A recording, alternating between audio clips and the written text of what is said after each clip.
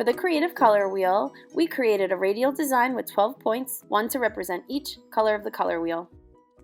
We'll be using the color wheel for reference as to where to place our colors. We'll also be using it as a guide to complementary colors or colors that sit directly across from one another on the color wheel. When you mix two complements together, they cancel each other out and create a shade. For example, if we started with violet, added a little yellow, we would get a darker value of violet, otherwise known as a shade. If you took violet and added white to it, you would get a light violet, otherwise known as a tint. We'll be using tints and shades, or light and dark values, in each section of our color wheel to create a monochromatic color scheme for each color. Today we're going to have an introduction to painting, and the first thing you want to do is make sure you have all your supplies. You're going to need various sizes of round and flat brushes, paint, a palette knife, water, a few paper towels, and of course your drawing ready to be painted. We're going to start with the blue slice of our color wheel, so I have blue, white, and blue's complement, which is orange. This is going to give me all of the values I need to complete this section. We're going to start by mixing our tints or light colors. You're going to do this by taking blue and white and mixing it together.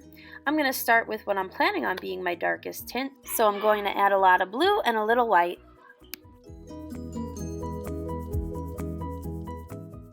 We want at least 3 different tints or lighter values of blue before we move on to mix our shades. So all I'm going to do is take the tint that I've already created and add white to it. After that, I'll take that tint and add white to that to make an even lighter value, and I can keep doing that until I'm happy with the amount of tints that I have.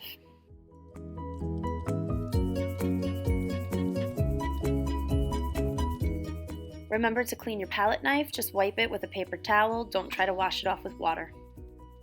Now we're going to move on to our shades. I'm going to do the same thing I did with my tints, except instead of adding white, I'm going to add orange. Remember, orange is the opposite of blue, so it's going to make the color darker and duller. Notice how little orange I'm adding. A little tiny bit of orange is going to make a huge difference, so use it sparingly. I'm only going to mix 2 different shades, so I'm just going to add a little bit more orange to the shade I already created, and then I'm ready to paint.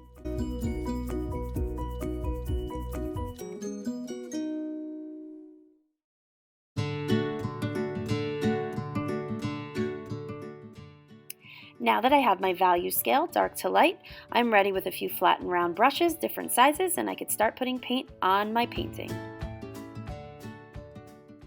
Today we're using a flat and a round brush. The round brush comes to a point and is best for small spaces and thin lines. The flat brush is square and flat on top, and it's best for filling in larger spaces, thick lines, and straight lines.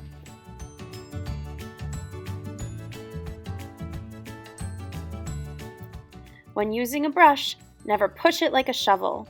It'll spread the bristles and you'll lose control of what you're painting, not to mention ruining the brush.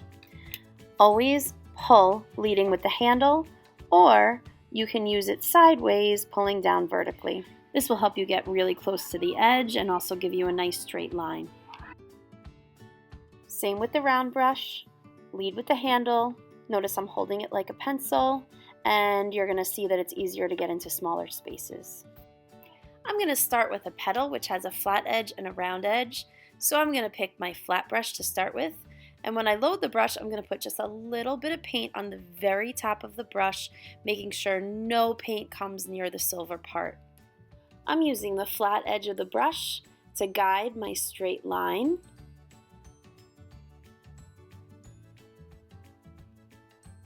And then I'm going to pull any extra paint I have down so that I don't have any pools of paint and have a nice even coat.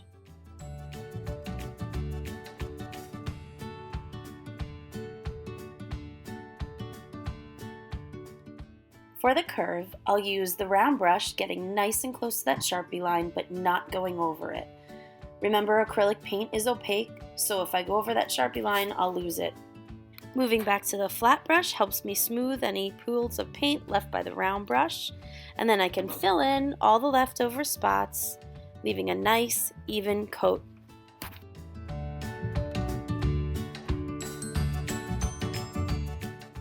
To wash your brush, you're going to want 2 pools of water.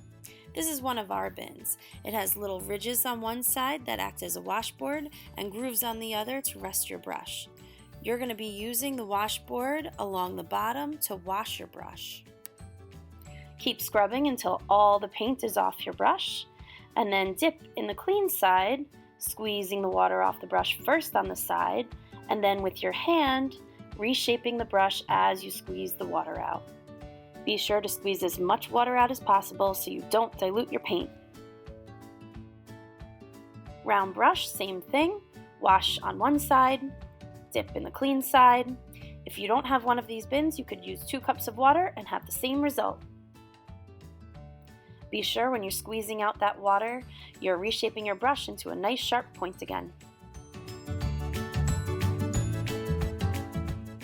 Now that I have clean brushes, I'm ready to move on and choose a different value for a different part of my painting. I'm choosing a lighter tint for this fish that is one of the main focal points of my painting and also the most detailed element. I have to use the round brush to work very carefully around each Sharpie line so that I don't lose it, and then use the flat brush when I can to smooth over the paint and make a nice even coat.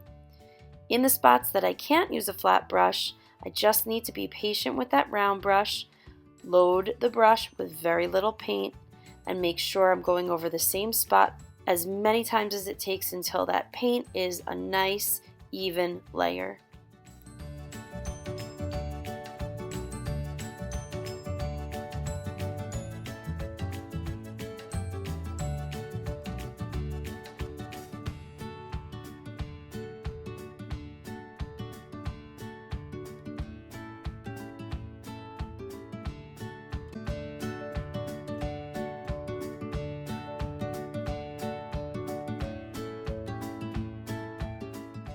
Sometimes when working with one color for a long time, you find that the paint starts to feel like it's pulling back or fighting you. What's happening is your paint is just drying on your brush since you're not washing it in between.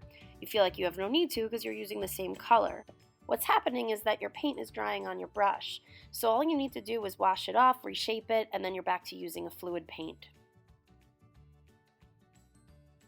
It's important to have the right amount of paint on your brush. If at any point while you're painting you find that you have too much paint, don't try to work with it. Just do what's called deloading your brush, which is just wiping some back off onto your palette paper.